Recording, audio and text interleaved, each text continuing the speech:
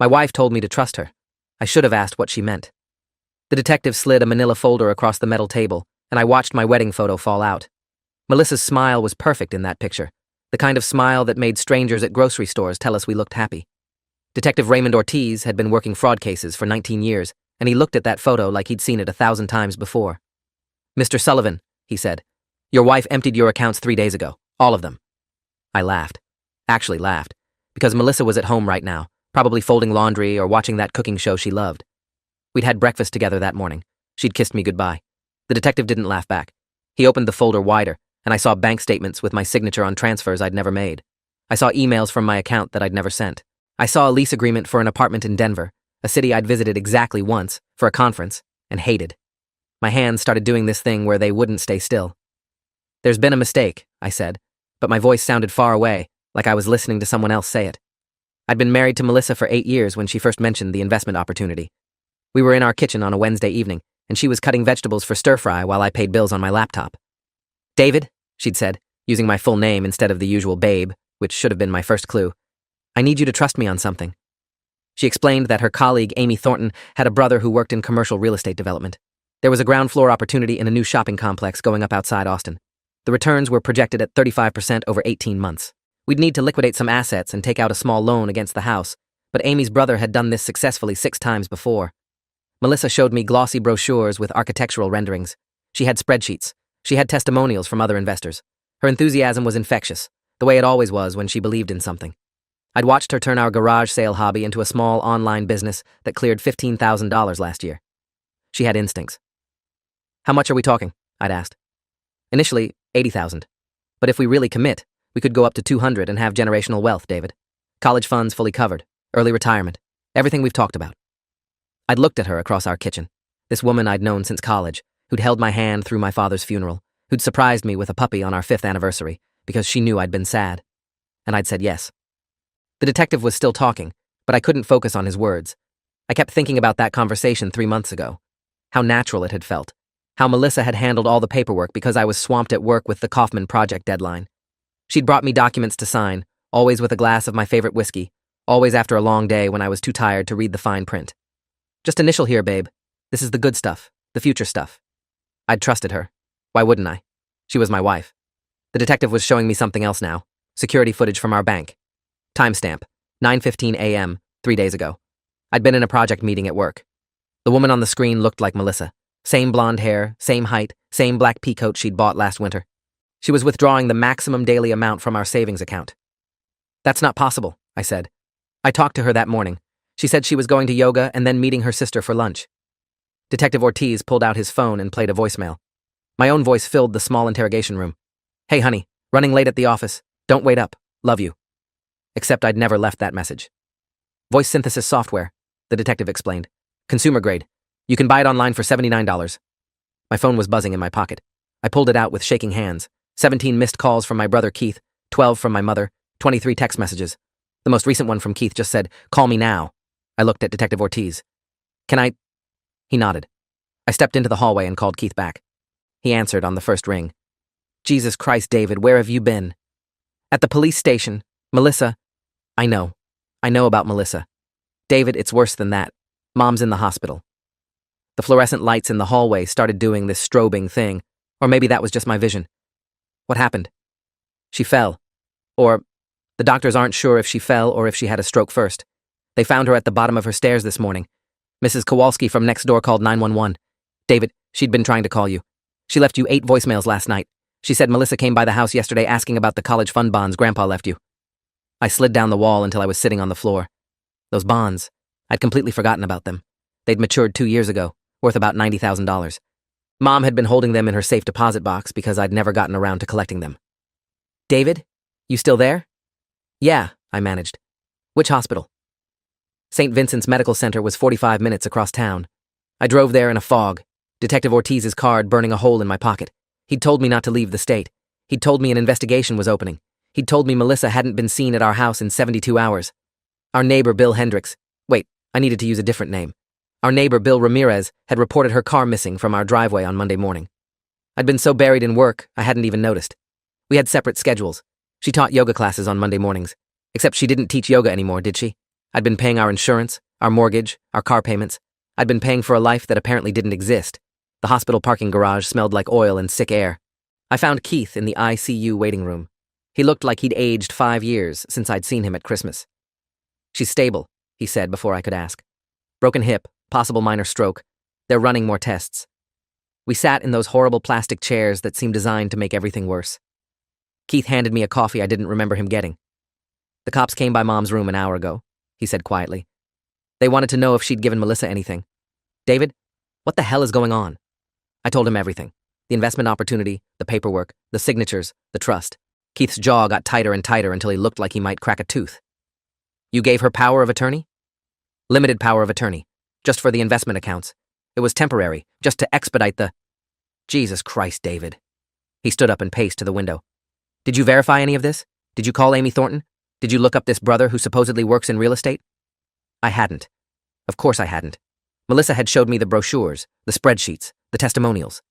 She'd shown me Amy's text messages about how excited she was that we were joining the investment group. Except now, sitting in this waiting room with my mother unconscious down the hall and my bank accounts emptied, I realized I'd never actually spoken to Amy. I'd never met Amy's brother. I'd never seen any legal documents from the development company. I'd seen what Melissa had shown me, and I'd trusted her, because that's what you do when you love someone. That's what you're supposed to do. Keith came back and sat down hard. "I called Amy Thornton's office. She's Melissa's colleague, right? Works at the same marketing firm?" "Yeah, they've been friends for like 4 years." "David, there is no Amy Thornton at Fisher Marketing Group. I spoke to their HR director. They've never had an employee by that name." The walls of the waiting room started closing in. I excused myself and found a bathroom where I threw up everything I'd eaten that day, which wasn't much. When I looked in the mirror, I didn't recognize the person staring back. There was this guy, 36 years old, wearing a button-down shirt and slacks like he was still the David Sullivan who went to work and paid his bills and had a normal life. But that David was gone. That David had trusted his wife. That David had signed papers without reading them. That David had been so goddamn stupid. My phone buzzed. A text from an unknown number. "I'm sorry. I never meant for your mom to get hurt."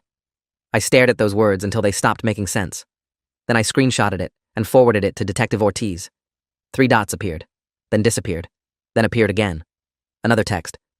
"You weren't supposed to find out this way. I needed more time." My hands were shaking so badly I could barely type. "Where are you?" No response. I tried calling the number. It rang 4 times and went to a generic voicemail. I tried again. Same thing. I sent another text. "At least tell me why." The 3 dots appeared and stayed there for 30 seconds. Then, "Because I could." Dr. Francine Walsh, the neurologist assigned to my mother's case, found me in the hallway outside her room. She'd been practicing neurology for 23 years, and she had this way of looking at people like she could see through all their bullshit. "Your mother's stable, but she's asking for you. She's pretty agitated. Keep it brief." Mom looked small in the hospital bed, which was wrong because she'd always been this larger-than-life presence. PTA president, community organizer, the woman who'd raised 2 boys alone after Dad died. There were tubes and monitors and that steady beep that meant she was alive. Her eyes found mine and filled with tears. "David, honey, I'm so sorry. I didn't know. She said you'd sent her. She had your power of attorney letter. I thought, Mom, it's okay. Don't." She took the bonds and the coin collection your father left, and she asked about the house deed, if it was in a trust or if you owned it outright. I told her about the joint tenancy. David, I gave her information about your house. The monitor started beeping faster. "Doctor," Walsh appeared at my elbow. "Mr. Sullivan, I need you to step out." But before I left, Mom grabbed my wrist with surprising strength. She asked about your father's life insurance policy too, the one that paid out to you when he died. She wanted to know if there was any left. Keith drove me home because I wasn't safe behind a wheel.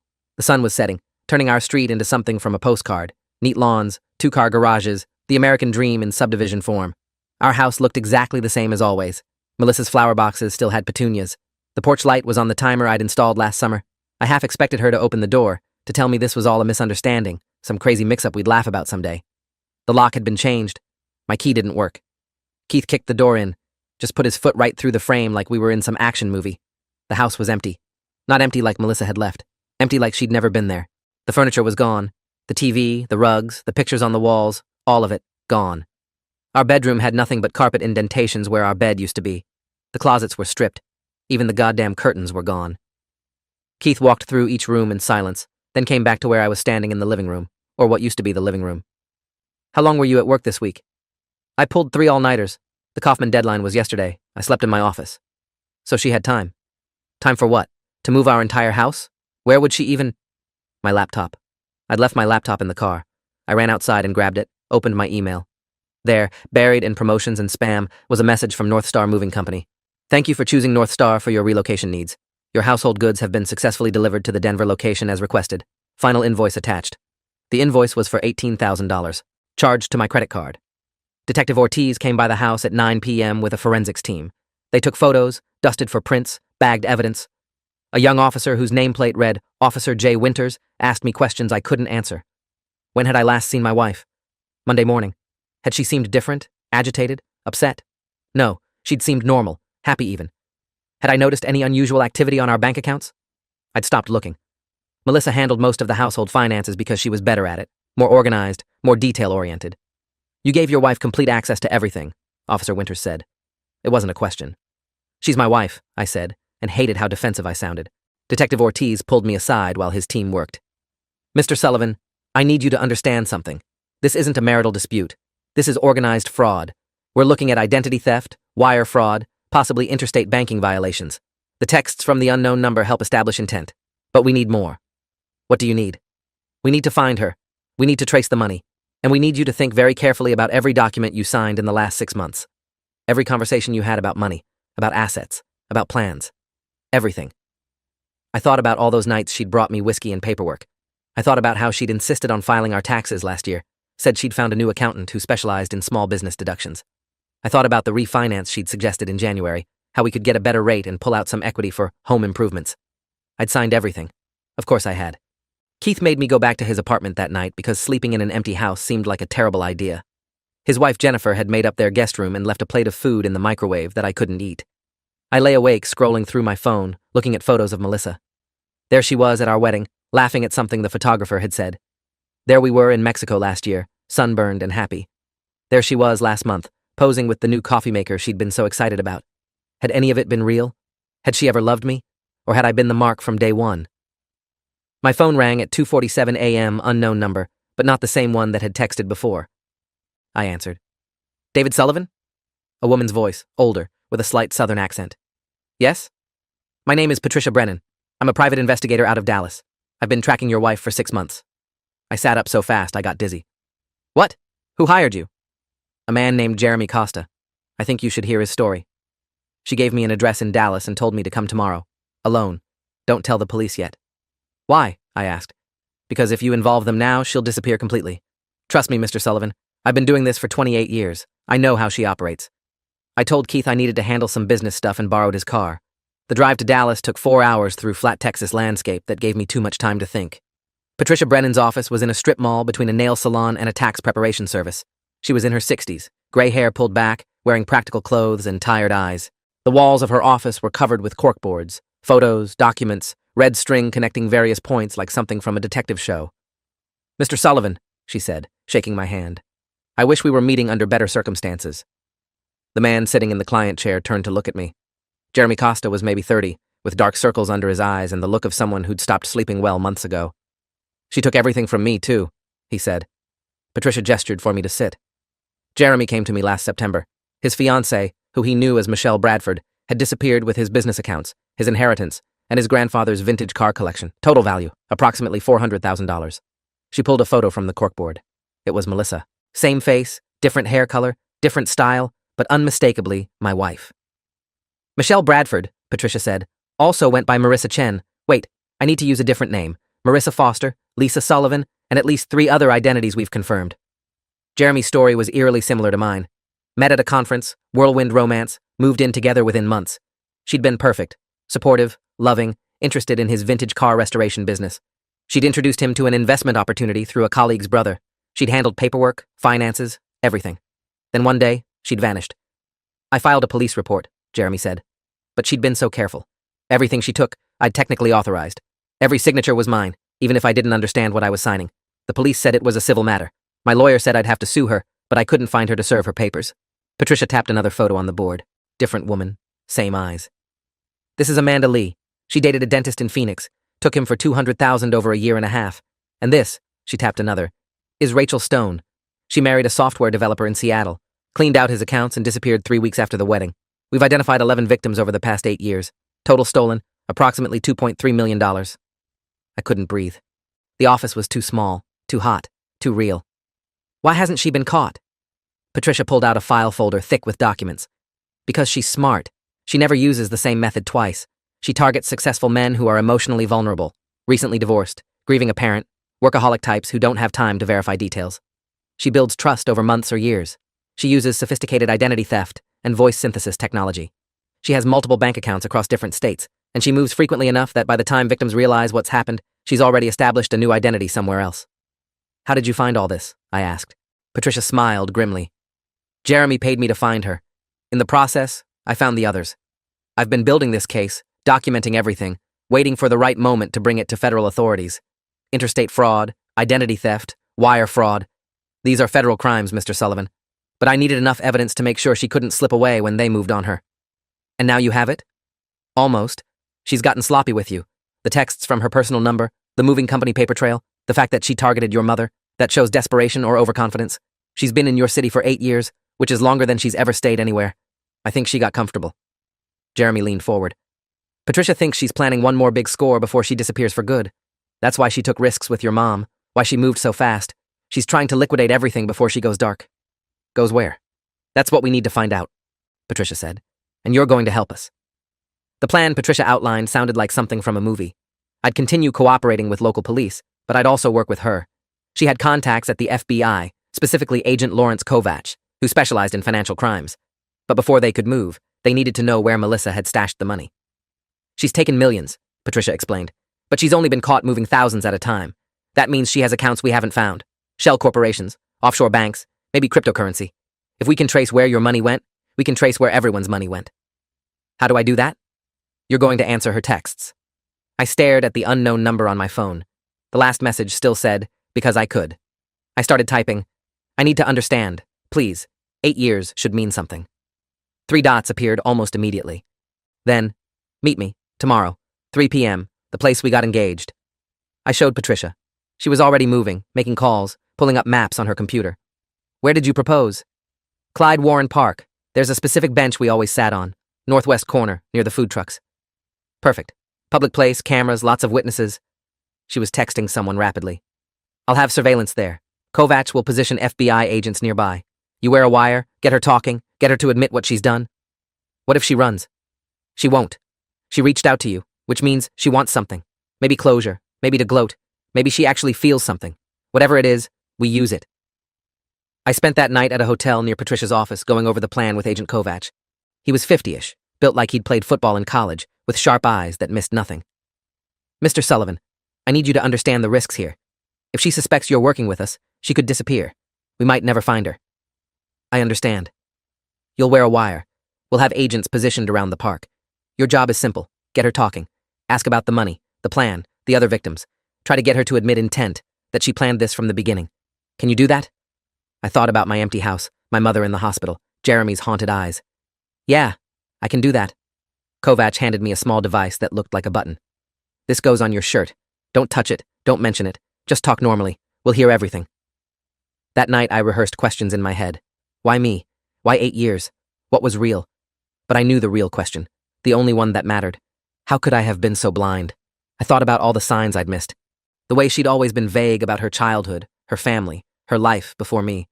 The way she'd discouraged me from meeting her parents, always had an excuse why holidays didn't work out. The way she'd kept her finances separate at first, said it was important to maintain independence.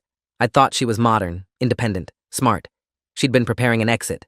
I got to Clyde Warren Park at 2:30 p.m., wearing the wire under a casual button-down shirt, jeans, trying to look like someone meeting his wife for a difficult conversation. The park was busy, families with kids, food trucks doing lunch rush, people walking dogs. I found our bench, the one where I'd proposed on a spring evening 7 years ago. I'd been so nervous that day, the ring box practically burning through my pocket. She'd said yes before I even finished asking. She'd cried. Had those tears been real? At exactly 3 p.m., I saw her. She looked different. Darker hair, cut shorter, different clothes than she usually wore. But it was her, my wife. The woman I'd shared a bed with, made breakfast with, planned a future with. She sat down on the bench, leaving space between us. Hi, David. Her voice was the same. God, her voice was exactly the same. Hi, Melissa. Or is it Michelle? Or Marissa? I'm losing track. She winced. It's complicated. Try me. I've got time, unlike my bank accounts, which seem to have all the time in the world to be empty. I deserve that. You deserve a lot more than that. I was gripping the edge of the bench so hard my knuckles were white. Kovacs had told me to stay calm, stay conversational, but sitting next to her, smelling her familiar perfume, seeing her hands that had held mine, touched my face, signed my name on documents, I wanted to scream. Why? I managed. Melissa, I couldn't think of her as anyone else, stared at the park. Kids were playing on the lawn. A couple was having a picnic. Normal life, happening all around us. I was 17 when I figured out I could do this, she said quietly. I was working at a grocery store, watching these successful men come through my line, talking on their phones about deals and investments and money. And I thought, I'm smarter than most of them. Why should they have everything when I have nothing? So you became a con artist. I became someone who took what she needed to survive. She turned to look at me. You want me to say I'm sorry? That I didn't mean for it to go this far? I can't. Because I meant every step, David. Every signature, every transfer, every lie. The wire was recording every word. I could see FBI agents positioned around the park, a man walking a dog, a woman reading on another bench, a couple arguing near the food trucks, all of them watching us. 8 years, I said. Why 8 years? Why not take everything and leave after 1? Because I liked you. She said it simply, like it was obvious. I actually liked you, David. You were kind and funny and you never talked down to me. I thought maybe I could do this one differently. Maybe I could marry you and be the person you thought I was. But you couldn't. No. Because that person doesn't exist. She never did. I felt something crack inside my chest. The investment opportunity, Amy Thornton's brother, the shopping complex in Austin. Was any of that real? Of course not. Amy Thornton is a fake LinkedIn profile I created 3 years ago. The brochures were stock photos in Photoshop. The testimonials were written by me. The whole thing was designed to make you feel smart for trusting me. And my mom? Her expression flickered. Guilt, maybe, or something close to it. I didn't mean for her to fall. I just needed the bonds. She wasn't supposed to get hurt. But she did. She's in the hospital with a broken hip and possible stroke because you couldn't wait 1 more day. I was running out of time. For the first time, Melissa's composure cracked.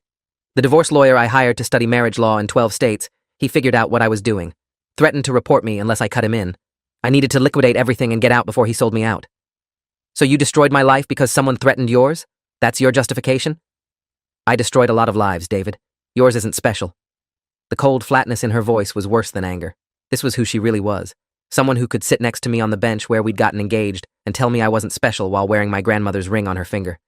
Wait, no. The ring was gone. I grabbed her hand. Where's the ring? She pulled away. Sold it last week. 2-carat diamond, vintage setting. Got $12,000 for it. Something in me snapped. You sold my grandmother's ring, the one my dad proposed to my mom with, the one that was in our family for 60 years. It was just jewelry, David. It's all just stuff. Money, houses, cars, rings. None of it matters. It mattered to me. You mattered to me. I know. She stood up. That's what made it so easy. Agent Kovacs was moving. I could see him signaling the other agents, closing in. Melissa saw it too. Her eyes went wide, scanning the park, calculating escape routes. You wore a wire. It wasn't a question. You wore a wire to meet your wife? You're not my wife. I don't know who you are. FBI agents converged from 3 directions. Kovacs had his badge out. Melissa Sullivan, you're under arrest for wire fraud, identity theft, and interstate banking violations. You have the right to remain silent. She ran, just bolted off the bench and sprinted toward the street.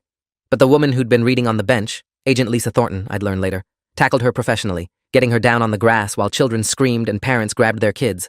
It took 3 agents to cuff her. She fought the whole way, screaming that I'd betrayed her, that I'd promised to love her, that I was just like all the others. I stood there on our bench, watching the woman I'd loved get arrested, and felt absolutely nothing.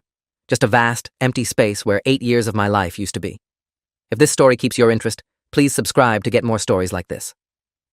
The next 72 hours were a blur of police stations, FBI offices, lawyers, and paperwork.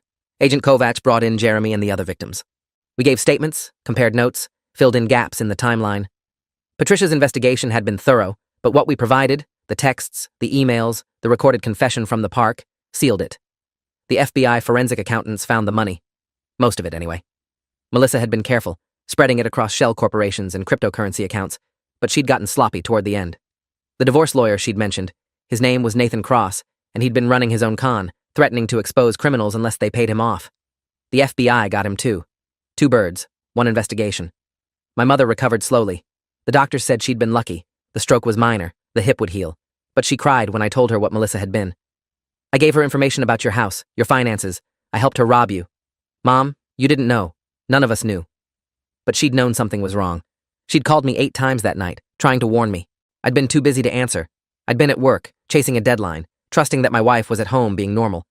The house was a mess legally. Melissa had forged my signature on a quitclaim deed, transferring ownership to an LLC she controlled.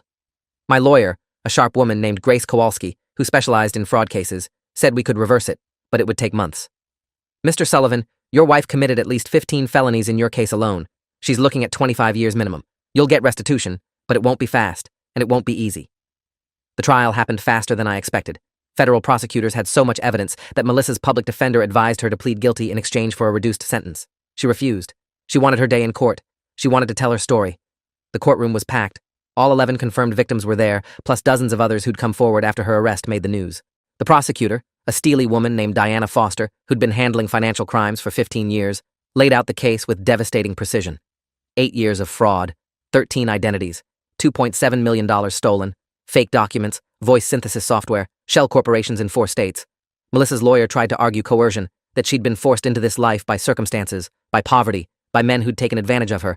The prosecutor destroyed that argument by showing Melissa's bank statements. Luxury hotels in Paris, designer clothes, a storage unit full of jewelry and art.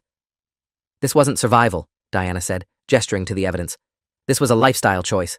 And these men, she pointed to us in the gallery, these victims, paid for it with their life savings, their homes, their trust, their futures.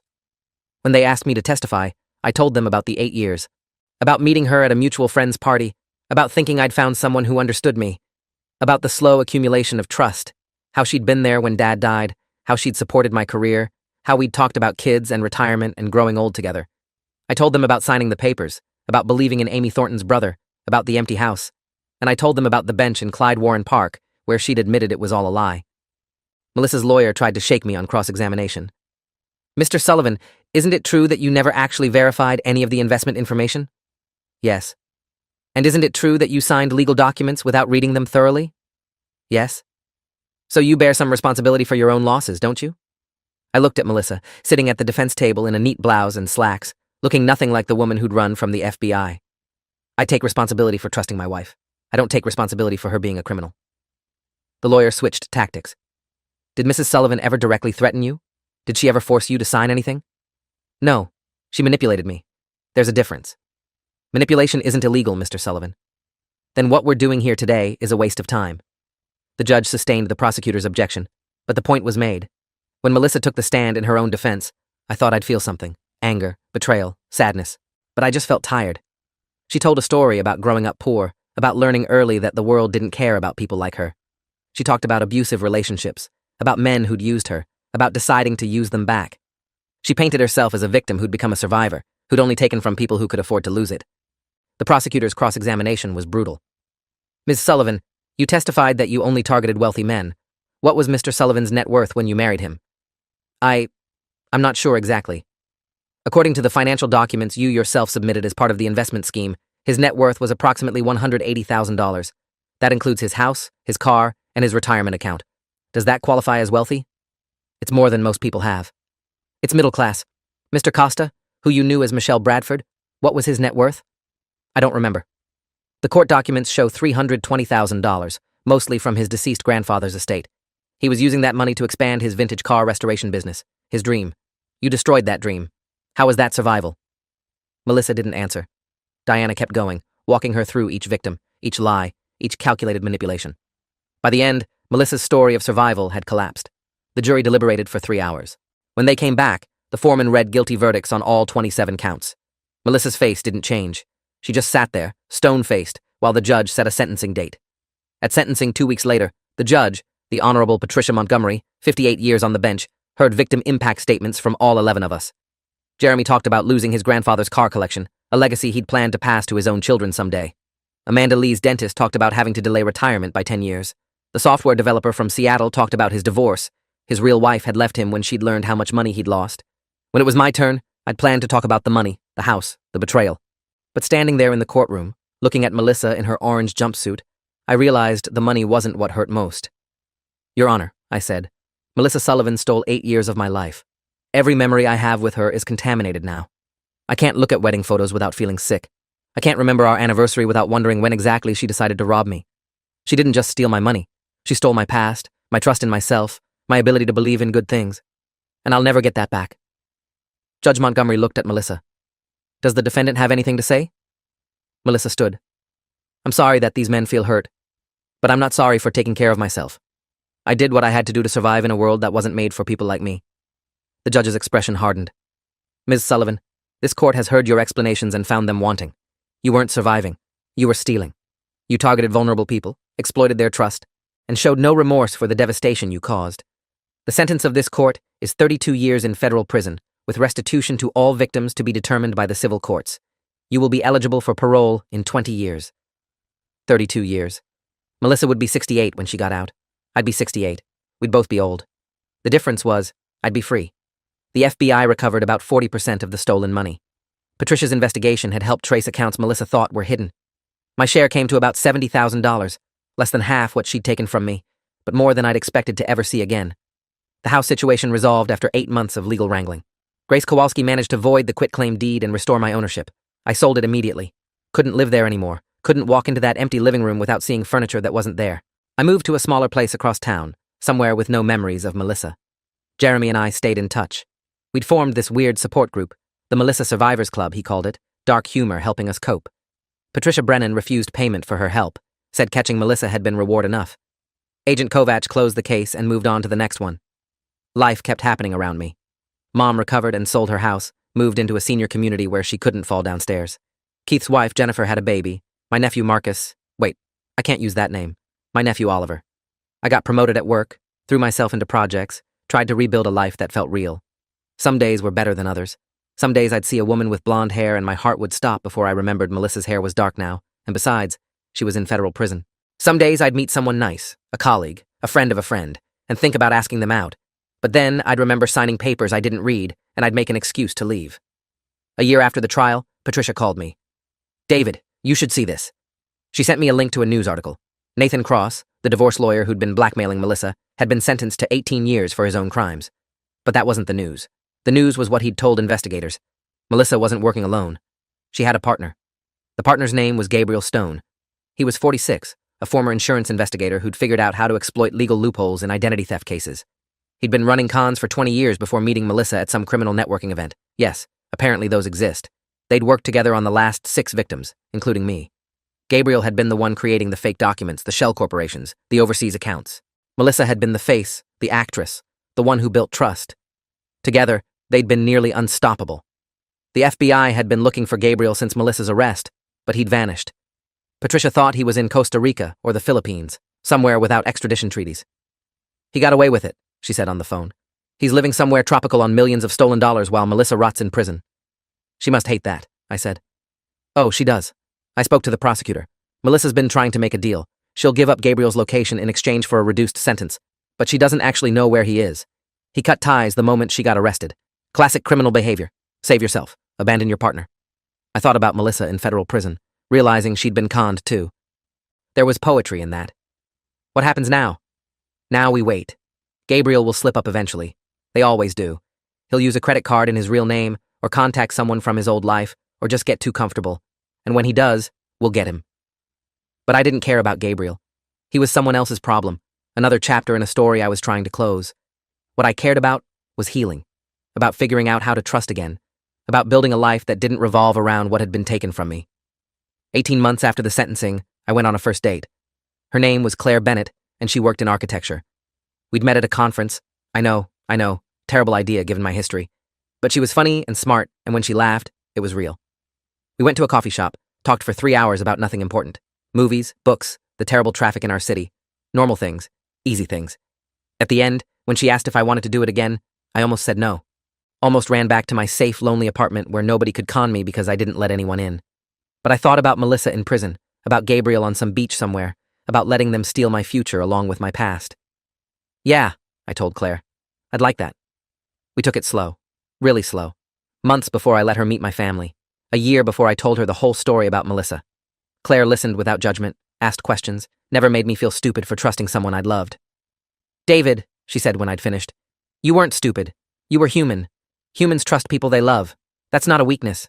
It's what makes us human. even when it destroys us? Even then, because the alternative is being like her, never connecting, never trusting, never being real. Is that really what you want? It wasn't. I'd spent 18 months being angry at myself for trusting Melissa, for signing papers, for not seeing the signs. But maybe the signs weren't meant to be seen. Maybe that was the whole point of a good con. It looked real because it was real, except for the part that mattered most. I married Claire 3 years after meeting her.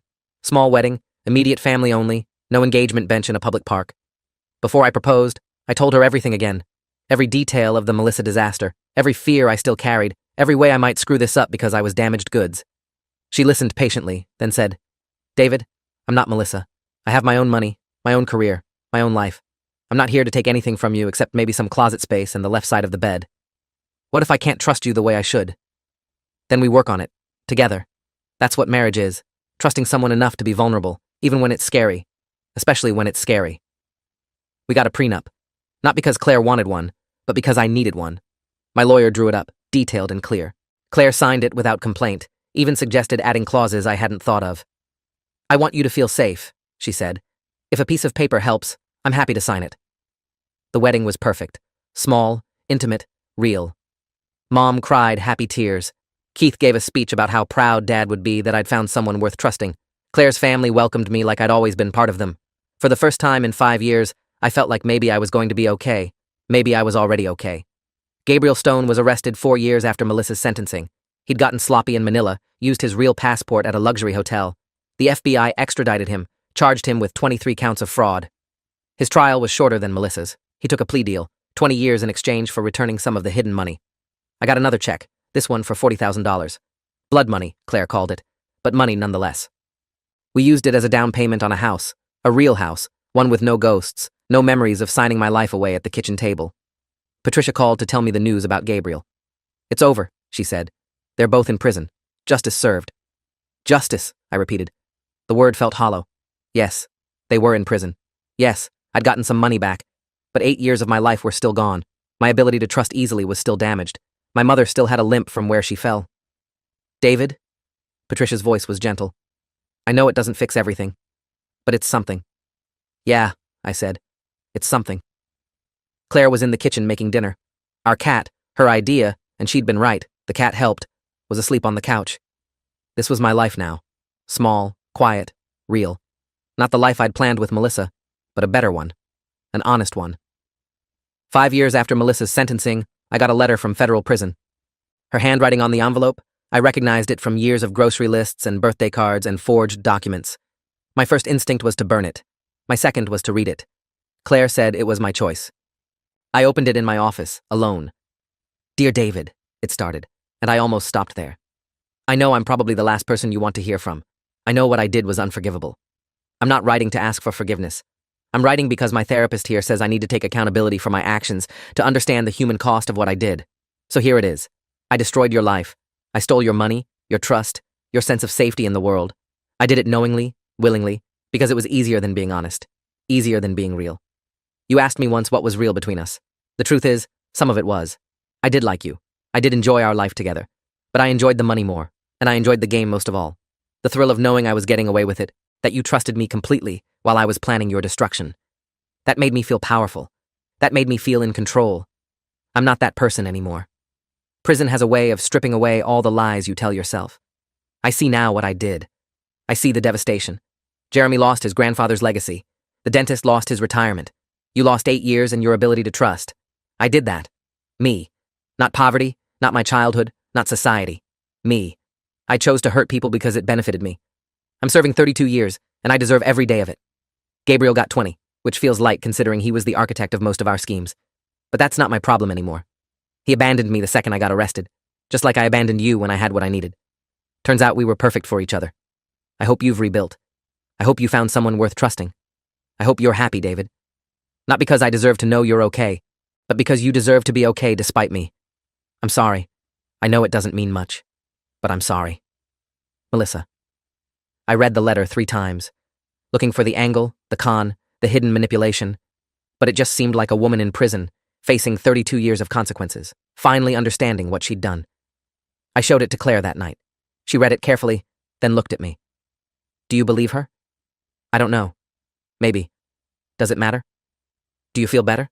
Worse? Different? I thought about it. Did I feel vindicated that she was sorry? Angry that it took 5 years and a prison sentence for her to see the damage? Relieved that she acknowledged what she'd done? I feel sad, I realized. For her, for me, for everyone she hurt. Just sad.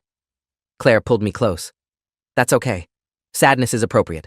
What she did was sad. What happened to you was sad. You're allowed to feel that without needing to forgive her or hate her or anything else. I kept the letter in a drawer somewhere. Not to reread, not to dwell on, just to remember. Remember that people are capable of terrible things. Remember that trust is a gift, not a guarantee. Remember that healing doesn't mean forgetting. 6 years after Melissa's sentencing, Claire and I had a daughter. We named her Lucy, after Claire's grandmother.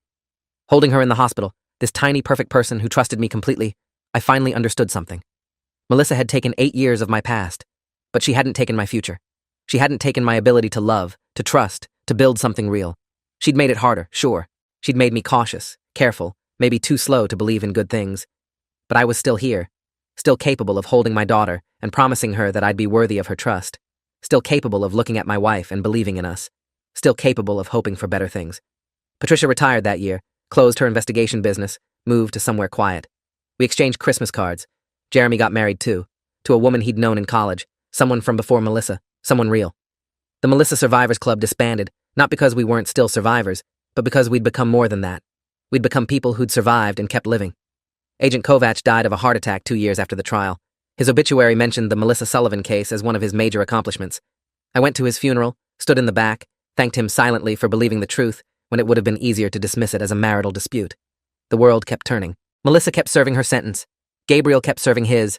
The money was gone, the house was sold, the ring was in some pawn shop somewhere. But I had Lucy. I had Claire. I had a life that was mine, built on choices I'd made, trust I'd earned, love that was real. 10 years after that day on the bench in Clyde Warren Park, I took Lucy there. She was 4 years old, obsessed with ducks, delighted by the food trucks. We sat on the bench, not the same bench, I couldn't quite handle that but one nearby, and fed pieces of bread to the ducks. "Daddy, why are we here?" Lucy asked, throwing bread with the wild inaccuracy of a 4-year-old. "I used to come here a long time ago, with someone I thought I knew." "Do you still know them?" "No, baby, I don't." "That's sad." "Yeah, it is." She climbed into my lap, sticky hands and all, and we watched the ducks fight over bread. Claire joined us, bringing coffee and that easy smile I'd learned to trust. My phone buzzed. A news alert. Melissa Sullivan, convicted fraudster, granted early parole after demonstrating exemplary rehabilitation. I deleted it without reading further. Whatever happened to Melissa now was her story, not mine. My story was here, in this park, with these people, in this moment of casual, ordinary happiness that no one could forge or fake or steal. "Daddy?" Lucy tugged my shirt. "Yeah, baby? Can we get ice cream?" "Absolutely." We got ice cream. We went home. We lived our lives. And that, after everything, was enough. That night, after Lucy was asleep and Claire was reading in bed, I stood at my office window looking at the city lights. Somewhere out there, Melissa was walking free, starting over, maybe planning her next move. Or maybe she'd actually changed. I'd never know. But I knew this. She'd told me to trust her, and I should have asked what she meant. Should have verified, investigated, protected myself better. But if I'd done all that, I would have become someone who never trusted anyone, and that would have been its own kind of prison. So instead, I'd trusted, been destroyed, rebuilt, and learned to trust again. Carefully, thoughtfully, with open eyes. And maybe that was the real victory. Not the prison sentence or the money recovered or the justice served. The victory was standing here, in a house I owned free and clear, with a family I'd chosen, a life I'd built, and the knowledge that despite everything Melissa had taken, she hadn't taken the most important thing, my ability to believe in good things, in real things. In love, that wasn't a con. I turned off the lights and went to bed. Tomorrow, Lucy had preschool. Claire had a big meeting. I had work, normal stuff, regular life, the kind of life Melissa had pretended to want, but never could actually have. Because real life requires real trust, real vulnerability, real love. And those were things Melissa Sullivan, whatever her real name was, would never understand. My wife told me to trust her. I should have asked what she meant. But I'd learned the answer now. Trust isn't about blind faith. It's about choosing carefully who deserves it, protecting yourself without closing off completely, and building something worth trusting in. 8 years gone, but a lifetime ahead. That was math I could live with. If you enjoyed this, you'll definitely want to see the next ones too. So subscribe now and let me know your take in the comments.